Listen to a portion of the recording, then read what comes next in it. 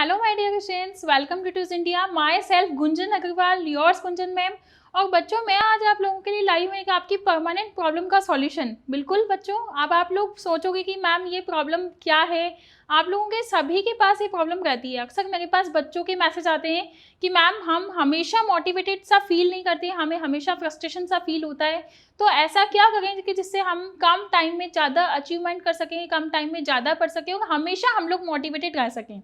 तो बच्चों, इसका एक मैं बताती हूँ आप लोगों को कि पॉइंट होता है एक सोचने का नज़रिया। ये हमारे नज़रिए पे डिपेंड करता है कि हम लोग हमारा जो माइंड सेट है ये किस तरीके से रखते हैं। माइंड सेट हमारा पॉजिटिव भी हो सकता है, माइंड सेट हमारा नेगेटिव भी हो सकता है। मतलब कि ये है, यदि मान लो पॉजिटिव माइंडसेट ये होता है कि मान लो कि जैसे आपने सोच लिया कि हाँ ये मैं कर सकती हूँ, मेरे अंदर इतनी एफिशिएंसी है, मेरे अंदर इतनी कैपेबिलिटी है, तो बिल्कुल आप लोग ये चीज़ें कर सकते हो। ठीक है, अभी हम लोग एक एग्जाम्पल से भी समझेंगे।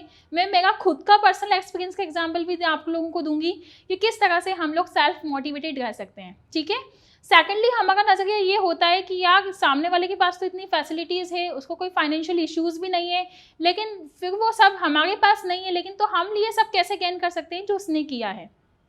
सबसे पहली बात, आप लोग किसी भी फील्ड में हो, किसी भी फील्ड में हर कोई पोजीशन ऐसा होता है जिस पे टॉप मोस्ट लोग बैठे होते हैं। ठीक है, लेकिन वो सोचने के नज़रिए पे हमारे डिपेंड करता है कि यार उनके पास एक इमोशनली सपोर्ट होगा, उनके पास एक फाइनेंशियली सपोर्ट होगा, उनके अंदर कुछ एक्स्ट्रा ऑर्डिनरी है।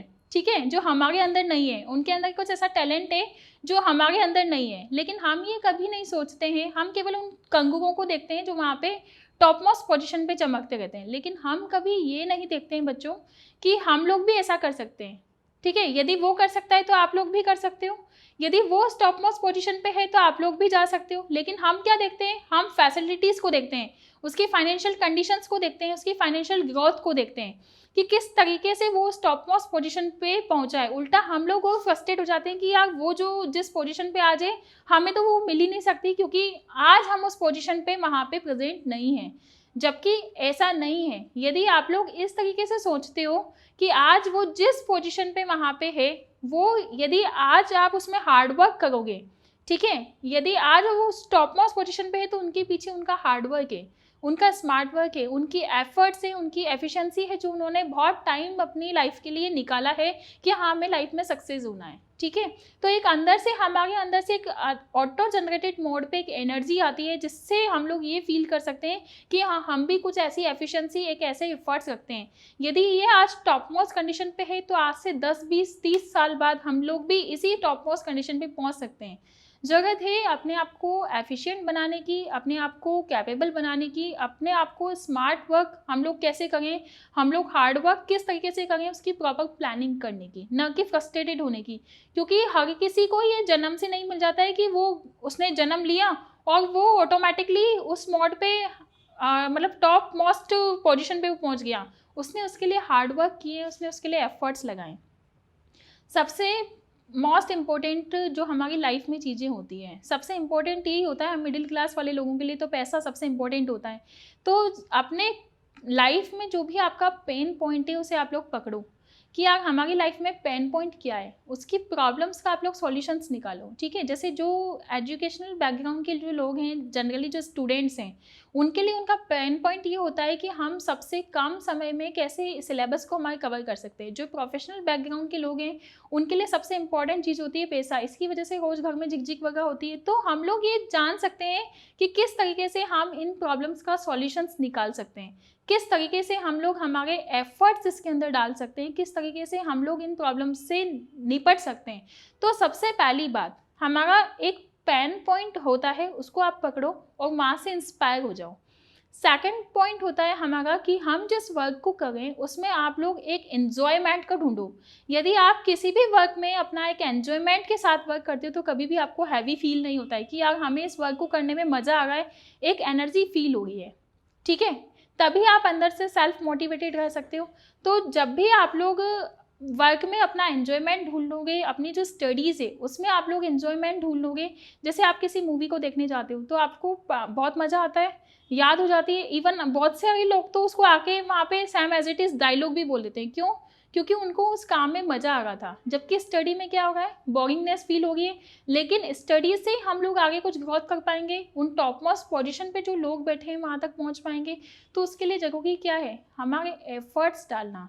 जिन लोगों ने अपने वर्क में एफर्ट्स को ढूंढ लिया, एक एन्जॉयमेंट को ढूंढ लिया, वो लोग क्या करते हैं, आगे ग्रोथ कर जाते हैं। लेकिन जो लोग अपने इस काम को बोरिंगनेस के साथ करते हैं, एक हैवी सा फील करके करते हैं, वो लोग कभी अपनी लाइफ में सक्सेस नहीं होता, उल्टे फ्रस्ट्रेट हो जाते हैं कि यार हमने तो इतना एफर्ट्स लगाया, इतनी मेहनत करी, तो उन्होंने अपनी एनर्जी कहाँ पे वेस्ट करी, सोचने में कि वो लोग क्या कर सकते हैं।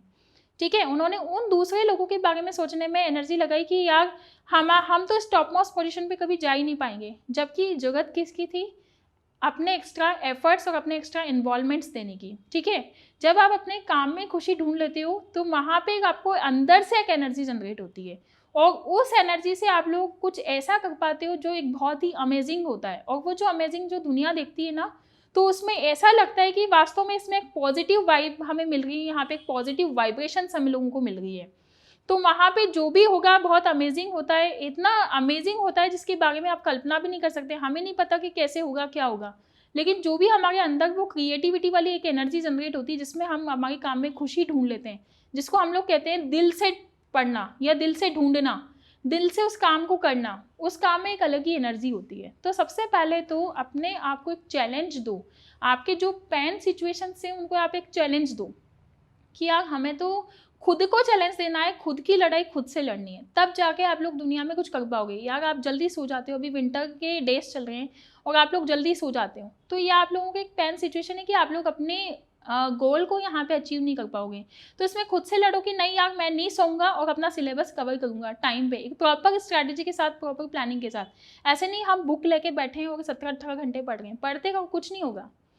ठीक है, तो हमेशा एक प्रॉपर प्लानिंग के साथ, प्रॉपर स्ट्रैटेजी के साथ अपने वर्क को फॉलो करो। सेकेंडली, अपने काम जो हम लोग कर रहे हैं, क्वेश्चन आप लोगों ने जैसे किया, तो उस क्वेश्चन को सॉल्व करने में अपना एक एन्जॉयमेंट ढूंढो कि हमारा गेम का लेवल पार हुआ है।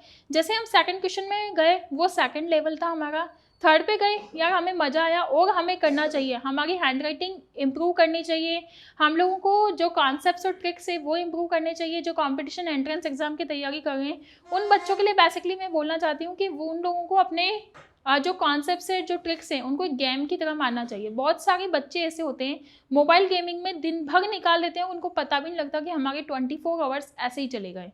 इसी तरह से एज इट इज़ आप लोग अपने क्वेश्चंस में अपना पजल समझ लो, थॉट्स को आने दो और उन पजल्स को सॉल्व करते जाओ। आप लोगों के कॉन्सेप्ट और ट्रिक्स आप लोगों को पता भी नहीं चलेगी। मैं मानती हूँ कि इनिशियलाइजेशन करने में बहुत दिक्कत आती है, लेकिन उन टॉप मोस्ट लोगों ने भी तो कहीं ना कहीं से तो इनिशियलाइजेशन किया होगा, कहीं ना कहीं से तो शुरुआत आपको भी करनी है। तो शुरुआती जो आप लोगों का दौर है उसमें आप लोग यदि इंजॉयमेंट को ढूंढ लेते हो तो वो लास्ट तक चला जाता है, और वही इंसान ऐसा है जो सक्सेस तक जाता है, जो खुद को चैलेंज देता है, खुद से लड़ता है। मैं अपनी स्टोरी बताती हूँ बच्चों। मैं जब 12th क्लास में थी तो मेरा इंग्लिश का फर्स्ट पेपर था। फर्स्ट डे जब मैंने पेपर दिया, रिटर्न हम सब्जेक्टिव पेपर होता है सीबीएसई बोर्ड में, तो सीबीएसई बोर्ड में मेरा सब्जेक्टिव पेपर था 12th क्लास का, और मिनिमम हम लोगों को मिलते 3 hours 15 minutes मिलते हैं, मतलब 3 घंटे 15 मिनट हम लोगों को मिलते हैं, जनरली इतना ही मिलता है टाइम। तो बात से होगी बच्चे ये करते हैं कि 15 मिनट्स में पेपर पढ़ते हैं और क्वेश्चंस को ढंग से समझते हैं, क्वेश्चन को ध्यान से समझते हैं, प्रॉपर स्ट्रैटेजी के साथ, प्रॉपर प्लानिंग के साथ। जिसने एफर्ट्स डाले अपनी स्टडी में उसको हाथों हाथ ही वो प्लानिंग्स वहाँ पे सेट हो जाती है दिमाग में। लेकिन जिसने एफर्ट्स नहीं डालते हैं वो फटाफट क्या करते हैं, बहुत सारे बच्चे वहाँ पे ऐसे भी होते हैं जो हड़बड़ाहट में पेपर को ऊपर टूट पड़ते हैं कि यार हमें तो पेपर को करना है किसी भी कीमत पे, बस ठीक है कर दिया, हमारी तो टेंशन निपटी। लेकिन कुछ बच्चे ऐसे होते हैं जो अपने आंसर को हम लोग कैसे रिप्रेजेंट करें, किस तरह से एग्जामिनर को अच्छा लग सकता है आंसर, किस इफेक्टिव वे में हम लोग आंसर दें, तो सब चीज़ें बहुत इंपॉर्टेंट होती है। लेकिन मैं बता रही हूँ बच्चों आपको, जैसे मेरे पास 3 घंटे 15 मिनट का समय था, तो सेक्शन ए, सेक्शन बी और सेक्शन सी, 3 सेक्शन में पेपर डिवाइड होता है। तो मैंने जब मेरे पास 2.5 आवर्स थे तब तक मेरा section A, section B complete हो गया। मैं सेक्शन सी पे ही थी, तब मेरे पास लास्ट के 15 मिनट्स बचे। कितने मिनट बचे? 15 मिनट, 15 मिनट्स मेरे पास थे।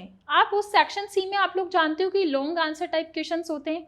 उन लॉन्ग आंसर टाइप क्वेश्चंस को सॉल्व करने में या तो मैं उन 15 मिनट में बैठ के रो लेती कि यार अब मेरा कुछ नहीं होगा, मेरा कुछ नहीं हो सकता, मेरा इंग्लिश का पेपर बिल्कुल बिगड़ जाएगा, मैं बोर्ड में फेल हो जाऊंगी। या फिर मैं खुद को चैलेंज दे के उस सेक्शन सी को कर लेती कि नहीं यार मैं कर सकती हूँ। और ज़्यादा मैंने क्या किया, अपने जो नॉर्मल स्पीड थी, हम लोगों की एक साइकोलॉजिकल फैक्ट होता है कि जितना ज़्यादा वर्क प्रेशर होता है हमारा माइंड भी उतना ही ज़्यादा काम करता है, ठीक है।